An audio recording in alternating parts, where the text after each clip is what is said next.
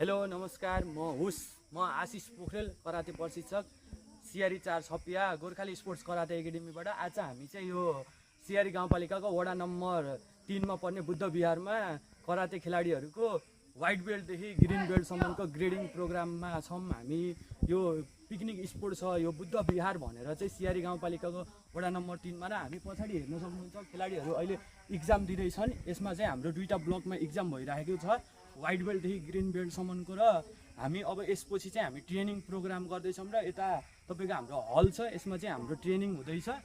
सम्पूर्ण हाम्रो खेलाडीहरूलाई पनि देखाइदिन म क्यामेराम्यानलाई अनुरोध गर्दछु। र अब